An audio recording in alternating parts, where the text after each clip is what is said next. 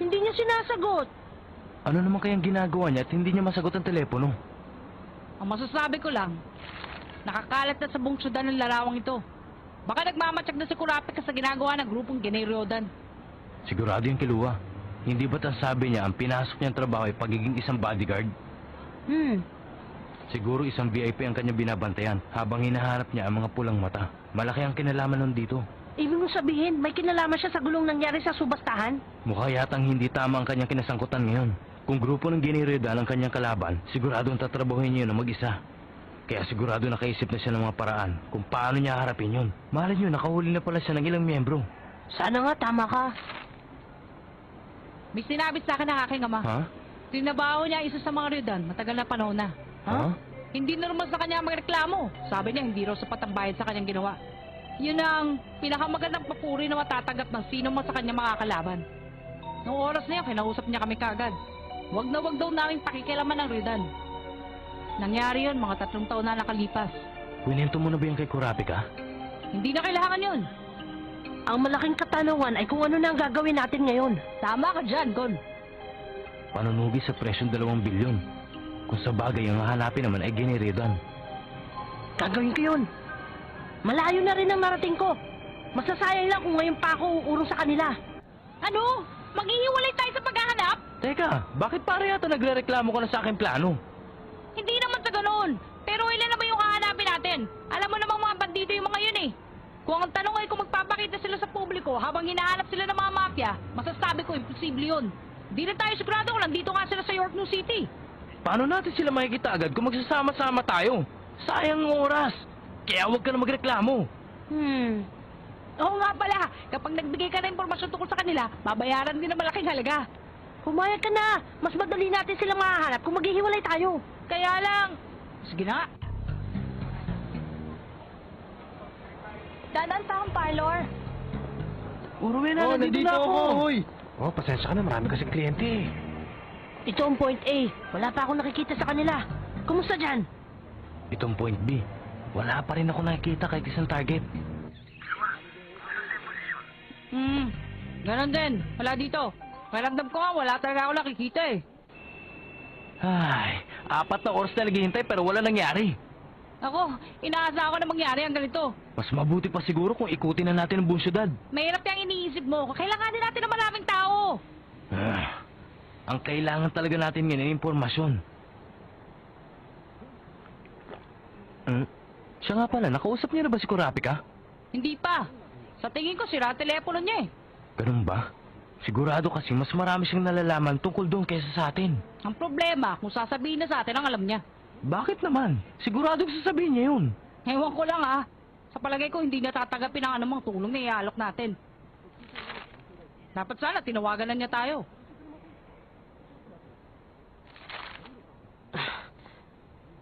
Sa ngayon, gawin na lang natin ang lahat ng ating makakaya. Kapag kailangan na talaga natin ng tulong, wala na tayong ibang magagawa kundi pilitin siya mahanap. Pero sa oras naman na siya na nangangailangan ng tulong natin, siguradong gagawa siya ng paraan para makita niya tayo. Sige. Basta ngayon, ang kailangan natin gawin ay magtiyaga para makita ang mga miyembro ng Ginay-Ryodan. Okay!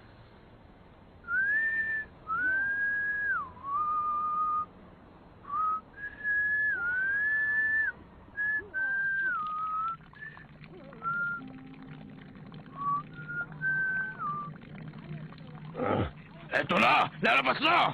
Aba, namuti sila. Ito nga ba talaga mga to? Ang pangit na itsura!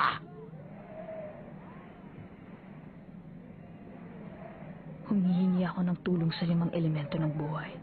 Ano man ang mangyari, ang aking kaluluwa ay sasama sa kasiyan at paghihirap ng aking mga kasamahan. Isinusumpa ko ito sa mga pulang mata ng kuruta.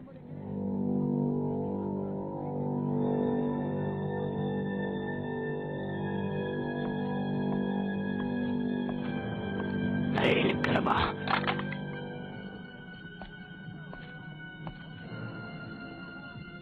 Meron lang ako isang katanungan. Ibang klase ka kumpara sa ibang gumagamit ng kapangyarihan ng Nen. Ang kapangyarihan nakalagay sa kadenang yan, may nararamdaman akong espesyal na intensyon mula sa iyong kapangyarihan. Sino ka ba? Bago ko sagutin ang katanungan yan, naalala niyo pa ba? Ang mga taong dumaan sa inyong mga kamay, ang inyong mga biktima. Depende sa kanila. Kung medyo nahirapan kami sa ginawa niyang pakikipaglaban, sigurado maalala ko siya. Kung gano'n ay maghihiganti ka pala. Sino naman ang paghihiganti mo? Ang tribo ng Kuruta. Hindi ko yata alam yan. Isa yung maliit na tribo na merong pulang mata na niniraan sa reyon ng Lukuso. 5 taon na ang nakakalipas. Pulang mata? Ano ba sila? Uri ng kayamanan? Patawad. Wala akong naaalala ng ganyan. Kung 5 taon na lang ang lumipas, siguradong kasama nila ako. Hindi ko lang talaga maalala. Sa tuwing tatapos kayo ng buhay ng taong walang atraso sa inyo, anong pakiramdam? Anong halimaw ang pumasok sa inyong isip at anong nararamdaman niyo sa inyong dibdib? Ang totoo niyan, wala. Halimaw, dapat kang mawala!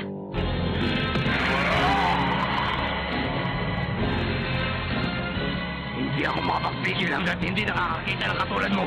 Ang tunay na kaligayahan ay tumapos sa mga paslupang mahilig magaganti.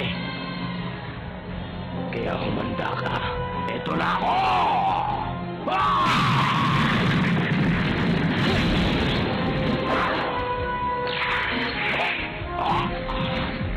Matindi talaga ang kadena. Hindi ko alam kung anong mahit ang ginagamit niya. Mas malakas ngayon ang kapangyarihan ng Len. Kailangan ko maging mabilis.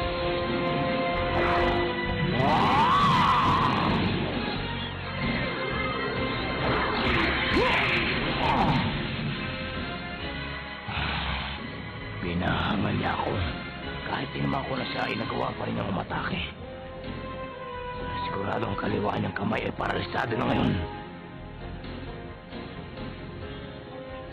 Parang walang nangyari.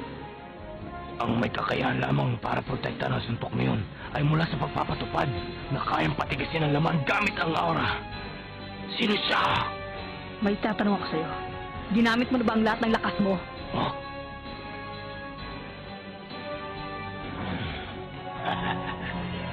Ah! 20% pa lang yung bata. Ngayong ipapakita ko sa iyong kalahati ng tunay kong lakas!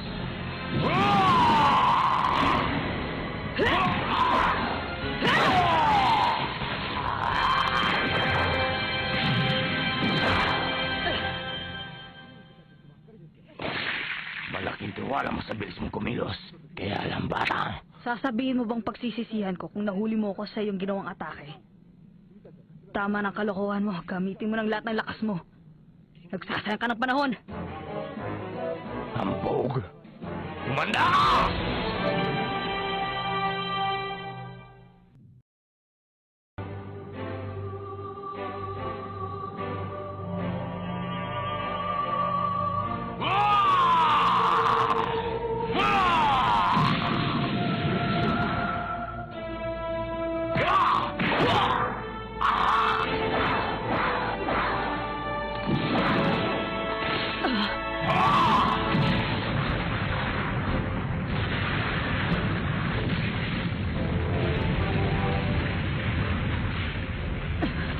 Hindi ko na siya makita.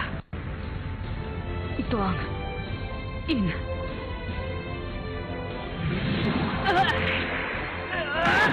Akala mo makayawas ka pa? Walang sino man ang makakaligtas sa pagsugod na ginawa ko gamit ang lahat ng aking lakas. Hinahangaan pa rin kita, bata. Sa pag-atake yun, hindi ka na makakilos. Maliksi ka. Siguro napansin mo kaagad ang paggalaw ng mga alikabok sa gilid ng iyong mata. Masyado kitang minaliit. Hindi ko akalain na ang isang katulad mo ay makakapag-isip ng ganong atake gamit ang in. Kaya lang, hindi lang ikaw ang marunong gumamit ng ganong paraan. Dahil ang taong kaharap mo ngayon ay mandirigmang gumagamit ng in.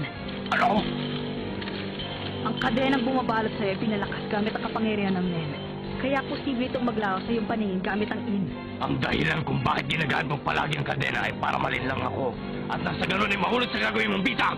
Kung magkukunwari akong pagkontrol ng ginagamit kong kapangyarihan sa aking kadena, siguradong ang iintindihin mo lang ay kung ano ang iyong makikita. Siguro'y napatunayan ko na yan sa pagkakataong ito. Nakahuli na rin ako ng isa.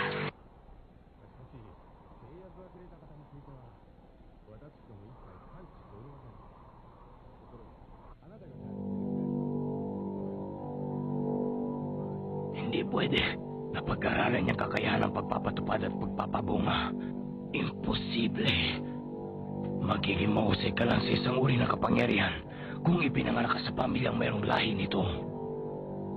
Bilang regalo para sa iyong katapusan, sasabihin ko na sa iyo kung saan ako nagmula. Nanggaling ako sa espesyal na estilo. Grabe ka, sandali lang. Ang lakas ng iyong aura ay biglang nagbabago kapag nagkukulay pula ang iyong mata. Bakit hindi mo subukan tingnan muli ang iyong lakas? Baka ikaw ay... Nagbabago ako sa espesyal na estilo pag nagiging pula ang aking mata. Ang matang yan! Ngayon naalala ko na! Ang mga mata nagiging kulay pula kapag nagagalit. Sikreto silang namumuhay sa isang liblib na lugar. Kaya lang ay tinalo namin sila. Malaking trabaho yun. Masyado silang mahuhusay. Dinaganahan na ako ngayon. Ang sama ng loob mo at ang lakas mo. Makikita natin kung hanggang saan! Ang kakayahan mo ay nagmula sa pagpapatupad. Kaya hanggang diyan ka na lang.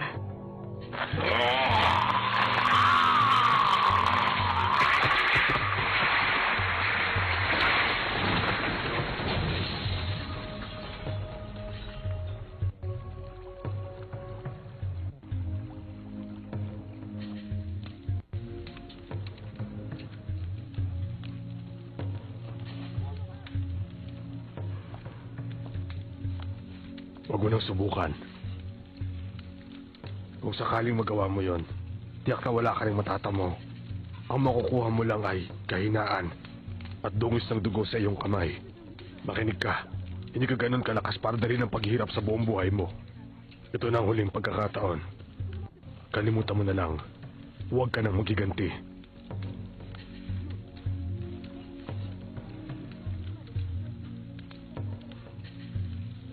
Huwag mong subukan. Bakit hindi masira? Pakawalan mo ako, bata! Dahil nagmula na ako ngayon sa espesyal na estilo, kaya ko nang gamitin ang 100% ng lahat ng kakayahan. Anong sinabi mo? 100% ng kahit na anong kakayahan! Kahit ang bali kong braso. Kaya kong pagalingin kahit kailan ko gusto. Kita mo, Hindi maaaring mangyari ito. Ang baling niyang buto, magaling agad! ang kadenang ito, ang chain gel, ang bibihagin lang nito ay ang katawan ng spider. Kaya niyang pigilan paggamit ng Zetsu. Tumahimik ka! Kaya pala hindi ko mailabas ang aking aura!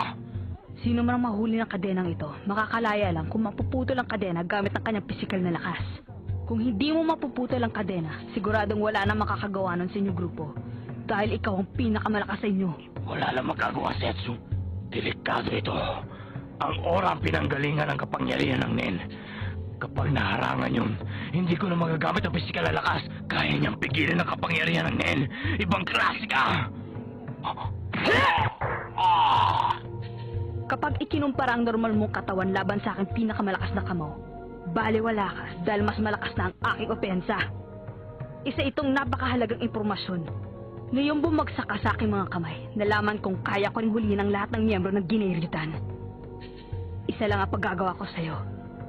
Sabihin mo ang lahat ng iyong nalalaman.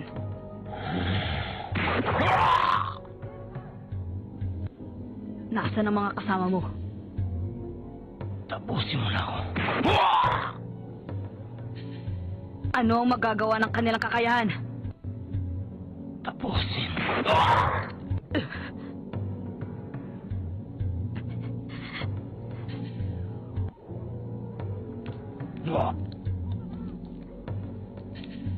Totoo nga.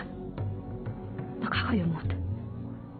Ang natitirang pakiramdam sa aking kamay, ang ingay na nakakarindi, ang amoy ng dugo. Ang lahat ay dumadaloy sa aking ugat. Paano mo ito nagagawa ng hindi nag-iisip ng walang nararamdaman? Sabihin mo sa akin kung paano! Tapusin mo na ako. Ito na ang huling pagkakataon. Iginapos na ng aking kadena ang iyong puso. Kapag hindi mo sinagot ang tinanong ko sa'yo, sa isang iglap titigil ang pagtibok ng puso mo. Kaya mabuti pa magsalita ka na! Sasabihin mo lang sa akin ang katotohanan. Kapag ginawa mo yon, baka tumagal pa ng kaunti ang buhay mo. Simulan mo ng pagsasalita bago mawala ang pasensya ko. Nasaan ang iba? Saan sila nagtatago? Hindi ako baliw. Hindi ko sasabihin.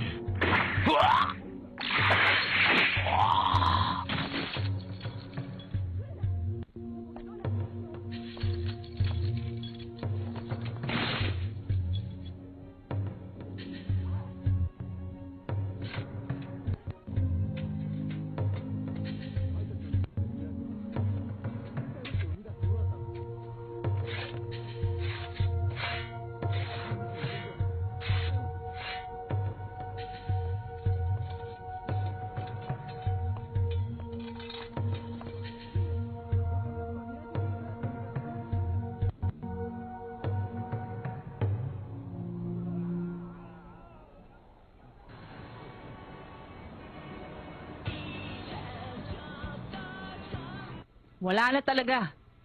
Ano yun? Ganon din ako. Wala akong nakuha impormasyon sa answering machine.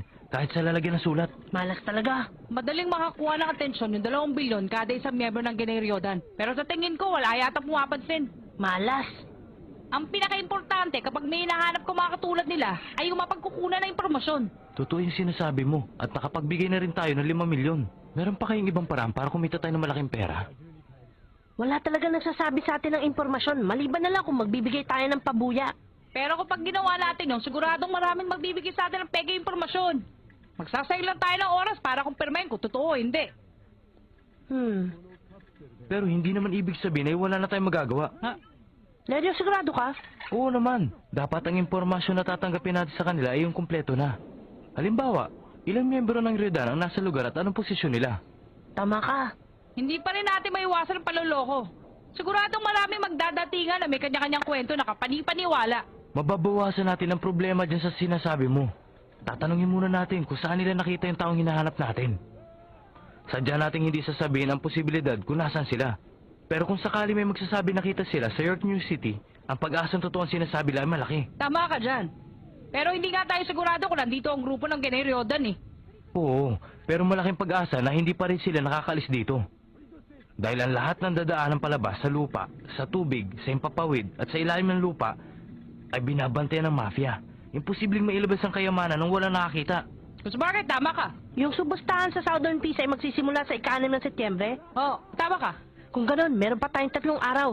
Kung makakahuli tayo ng isa bago dumating ang araw na yon, isa-isa na rin nating mahuhuli yung iba sa pagtatanong ng impormasyon sa bawat mahuhuli nating miyembro ng kanilang grupo.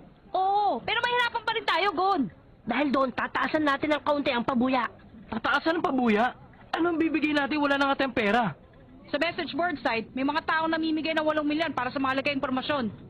Aalokin natin sila ng 15 milyon. Ah! Sabihin mo nga, saan naman natin makukuha ang perang yun?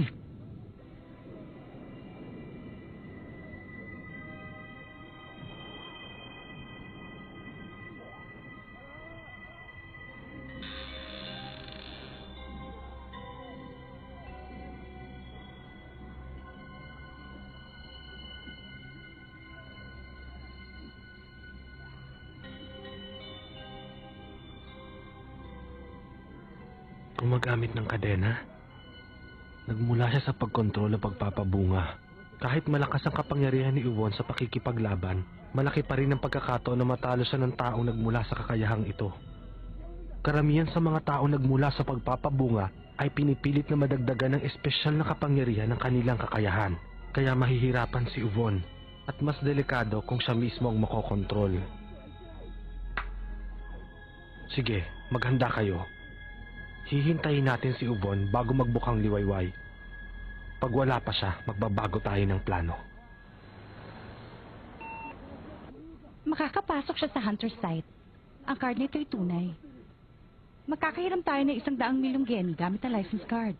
Babayaran mo to sa 10 ng Setyembre. Kundi magbabayad ka na interes. Opo. Teka, alam mo ba kung anong ginagawa mo dyan, Gon? Ang license card mo nakataya dyan. Oo, pero kailangan natin ng pera. Kapag hindi ka naman nakapagbayad, hindi mo na makukuha ang license card mo.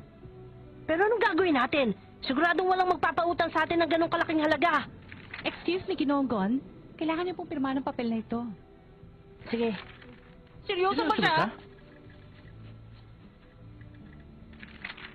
Tapos na! Salamat. Wala na pong problema. Bukas na bukas din ay makakapag-deposito kami ng 100 milyon sa inyong account. Maraming salamat, ha? Ngayon, wala na tayong magagawa kundi ituloy ang plano. Simulan na natin! Oo. Ikaw ang masusunod.